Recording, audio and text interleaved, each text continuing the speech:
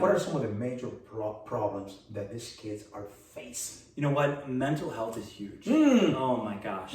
So talking about just so many of them have the only attention they get is when they do something bad. And so they have this war between their ears.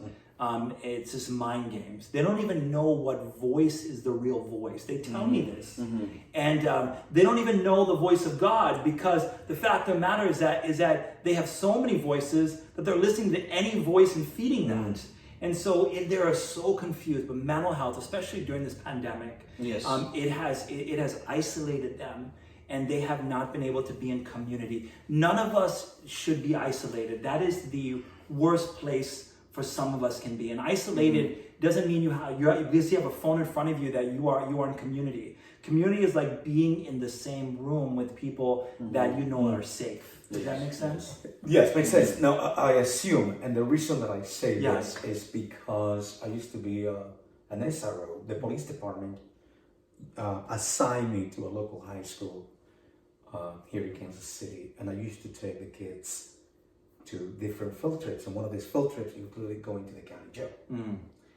And the county jail will do such an amazing job addressing the kids, and they will see the real deal. They will see grown men incarcerated, and they will be in shock. Yeah, I don't think they have that program anymore. Scared Straight almost kind of program, right? No, this one wasn't. This was not like that. No, Okay. It was a tour through the county adult side, through the county adult side. Wow. And one thing that we learned was the percentage of these adults that were medicated due to their mental problems. Right. And these adults will only get their medication during the time that they were incarcerated. Right. And once they left the jail system, they couldn't get the medications, or they were refused to get the medication. And there we go again, this recidivism and back to the county jail. Yeah. And that's where I think these young people that we serve, they think that it is a weakness when they struggle with mental health. And we talked about it today. When there are secrets that you have, they have power when they're hidden. Yes. But when you can feel safe enough to tell someone, then it has less power over you. And so if there is needs that you have That's so true. that are secret, you have to tell someone, because we can't read your mind. And we talked about growing up, I grew up, in the inner city of Dallas, and there were times when I would never go in the kitchen when I was growing up, when I was a child, because when I turned the lights on, the cockroaches would be everywhere. And so it's not that my family was dirty, it was because we lived in an older house. We could not get rid of them, right? But what I realized is that we have to go in and we have to remove them, but they will grow in the darkness. And for some of our kids, they have things that are growing in darkness, that we call it skeletons in the closet, that they just need to put it out there in a healthy way, and then allow maybe even professional help or spiritual help to walk them through, that it does not define them for the rest of their life. And I know for a fact those young men and women trust you. Because they confide in you. They tell you the things that they're dealing with, and that's what we need. So maybe more volunteers will decide to say, you know what, let me go and help you for Christ. Or just do it on your own. That's all we need. Just someone that could listen to our youth. Right. And even honestly pray. We have thousands and thousands of prayer cards. Even today I had prayer cards. But so many of their prayers are the same, but we need more people praying. What I mean is really praying for our young people, because sometimes it takes a supernatural intervention to make them break the cycle that we were talking about, this revolving door of incarceration.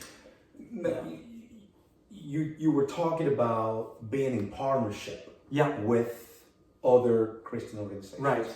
Are you also in partnership with the police department, or are you in partnership with corporations that are willing to help Yeah, so a lot of it, with the name Youth for Christ, people assume that our partnerships have to be completely faith-based. Like-minded means that people that honestly really come through with their promises. You know what I'm saying? Like they don't under-deliver, right? Or they don't over-promise. And so we have some connections, but a lot of it's the local facilities, like the Wyandotte County Sheriff Department. They trust us with spiritual formation, right? And then even with, honestly, Wyandotte Angels has been an answer to prayer because there are young people that have needs that we can't house those particular needs in our facility. And so we were able to reach out to Wyandotte Angels to be able to meet a need. And they've honestly met needs in such quick ways that if we went through government agencies, it would take months for us to what would happen overnight with contacting like local organizations in Wyandotte County. And that's why we are strong believers in Wyandotte Angels, that it takes a village. Yeah. It takes a village. We are the village. Yeah. Everybody's the village, part of this village. Yeah. Now, you were talking also about this youth camps that you do. Yeah. Are this for the kids that are incarcerated or also for the kids that have already left? Yeah, so really we have not done camp in the facilities. We're trying it in Wyandotte County this summer because we have a beautiful new facility that some people feel is controversial. But if there are children, and if my child was incarcerated, I would want them to have the best that our community can offer. And this is the best. This is the best of the best throughout the country. We have it right here in Wyandotte County. So we have an outdoor space that we can begin to do camps. But most of the camps are designed for kids with their aftercare.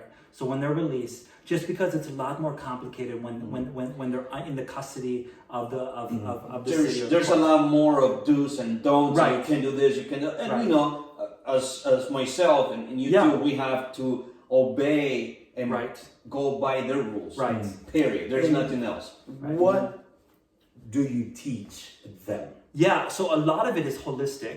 Okay. So we use sports as a way. Sports is pretty universal. A lot of these kids love sports. So we're able to use sports as a way to be able to share, decision making. And even what you do, it's like very similar, mind, body, soul, Yes. and so we're able to bring in leaders that have maybe a sports background, and then out of it, we're able to have times of meals together, times of even activities like on the water, teaching young men how to swim. Many of the men that are black and brown, they don't know how to swim. Yes. So we spend, I'm one of them. Hey, so yeah.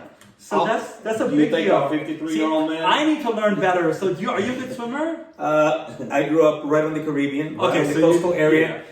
But I will sink to the bottom of the ocean. but to achieve that over a week period, just to begin to see them be scared of the water, to then jump in the water with a life jacket, but then to learn the motions. And so that's what's really fun, is that we do activities that they would never do. Like, being in outdoors, they sometimes are intimidated by the outdoors. And so we were able to expose to them opportunities so they are more well-rounded. Does that make sense? It makes sense. It's you mentioned sports, and again, it's tough sometimes to compare one culture with another culture. Yeah. We live in the most culturally diversified country in the world. Yeah. The United States of America. Yeah. If you don't believe me, just research it. Yes. And like for instance, I was blessed to visit Japan and also China. And those countries are even though they have different ethnic groups, they are homogeneous countries. Right. But one thing that the educational system of Japan has is that they have high schools that are devoted to kids who want to concentrate on graduating with a degree from high school or preparing them to go into college related to sports. Some kids relate more to humanities, to science, or to the technology. Right. And I think we don't see that here in the United States. We don't see that sometimes. I don't know, maybe that can also produce a change here, or educational system. Of course, I'm not a teacher, so I'm not trying to criticize teachers, because to me, teachers are the foundation for the future of anybody. Remember this: if you have a PhD, a doctorate degree, whatever you might be, whatever type of intellectual you might be, you did not get to the top of the mountain without your kindergarten teacher. You know, one of my favorite moments from camp is near the end of camp. We have this really fancy dinner. These kids have come in. We've been really rustic. At the end of camp, they have a dinner, and what happens is that we, as the counselors, we serve them. We serve them like Jesus would serve them, like with just understanding their humanity. But making sure that we provide them, that we set the table for them. When they walk in, it's like it's like 5-star. And we want to send them off like in a way to saying that we are so grateful that you hung in there with us. And what I love is to see the kid from the first day of camp almost thinking that they're incarcerated. You know, because they go to a cabin and there's bunk beds and there's, you know, they think that it's going to be lame, right? And they hang in there. And to see them at the end, they're cheering on. We have an award ceremony. They're cheering on, you know, their teammates from all across the country, and it's these bonds that they realize that, you know, life is bigger even than Wyandotte County. Yes, like they have friends in different places across the country now, and that is one of my best moments is coming back, you know, and then seeing them have all these stories, because before they didn't have any stories outside of Wyandotte County. So many of these young people that we have taken to camp, they have never really been to even parts of Wyandotte County or parts of Jackson County, or even, you know, they've been to Topeka, but they've only been to Topeka to go to the correctional facility. They've never been to the capital. Just I-70 and back. Right. And so to expose them to the beauty of the United States, even their states, you know, is just it's an awesome feeling. It's an awesome feeling. So you know what we need? We need a bullet train in this country. First I thought I heard bullets, but then I heard train. So we need a bullet train. Yes. It's amazing, you know. And again, I always go back to traveling and getting on the bullet train in Japan, the Shinkansen, and it's like, you're in a different place in Japan. You go, why don't we have that here? In the United States, you know, a transportation system like that where you can just go and visit. A lot of it is, I think people like, I know it sounds controversial, but people like being separated. Yes. And they like being isolated at times.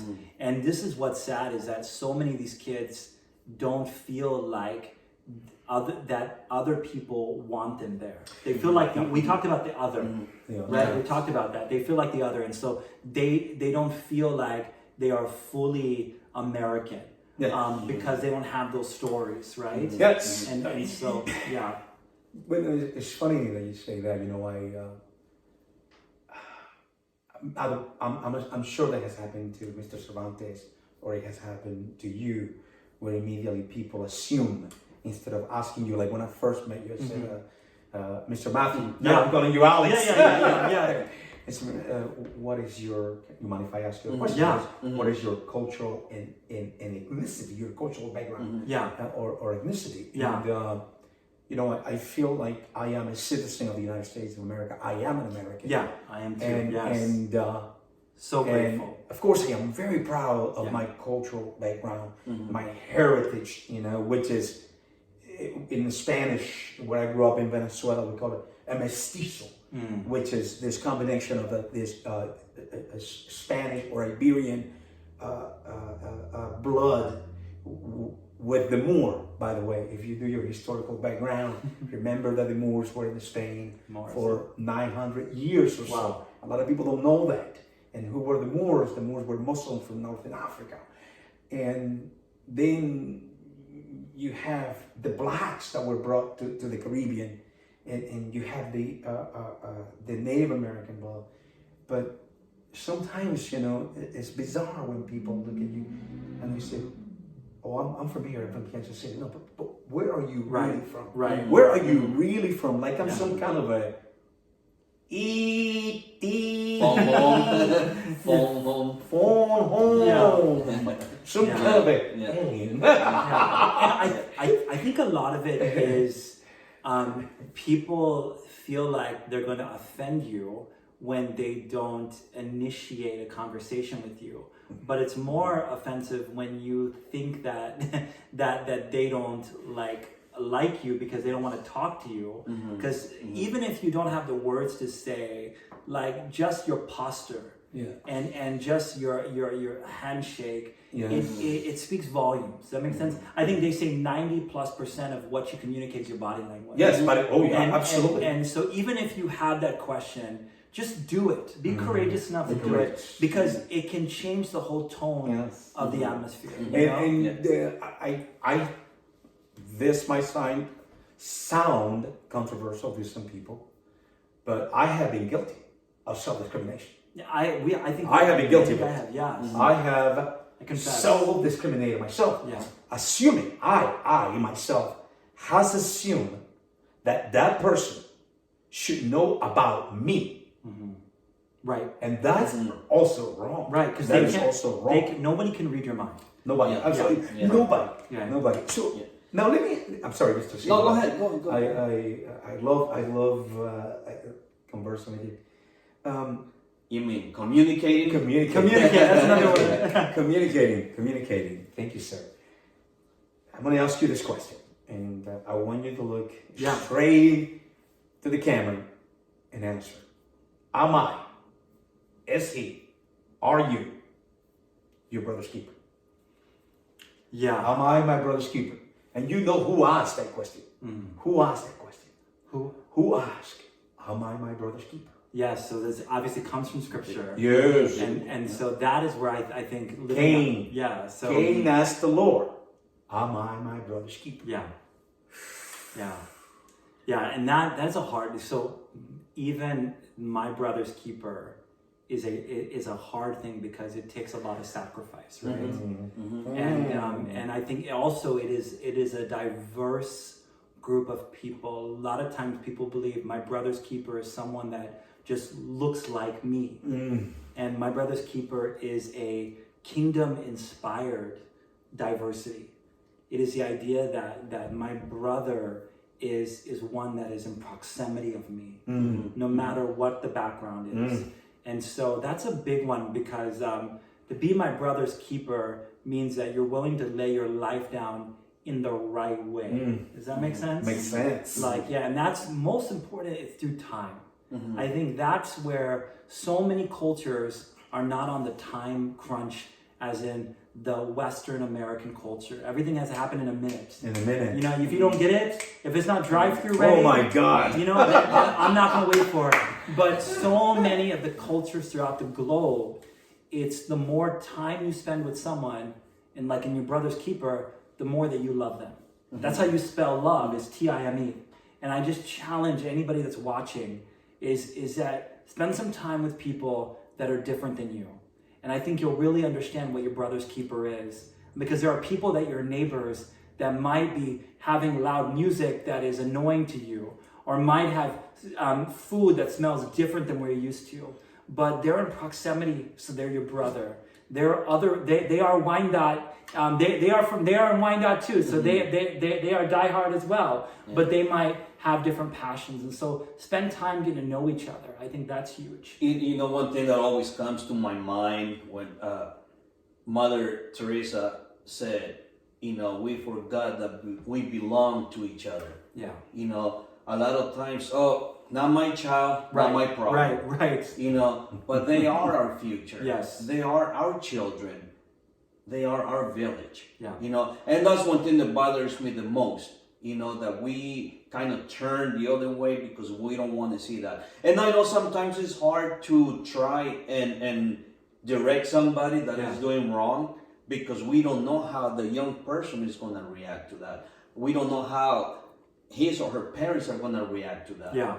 So we also form a wall in front of us. Right. I'm not going to say anything. Yeah. And I know we live in a whole different world now. Right. I remember growing up, the neighbor used to get involved. Yep. The teacher I got the paddle a few times. Wow. I went to Catholic school and I got the paddle. And then you got home and you got another one from the parents. I'm surprised I don't have cauliflower ears for my teacher, twisting my ears. Yeah. Of course, I don't have any hair anymore, but my teacher used to grab me. So Alex, is there a phone number? Yes. Let's Yeah. So you know what? If you want to get connected, I would say go to our website first. So it's YFC, so Youth for Christ, YFCKC, kansascity.org. And then if you want to reach us, you can go on Facebook to Youth for Christ in Kansas City, or you can just put YFCKC, and then you'll get all our information there. You can email us, you can call us. We'd be honored to connect with you.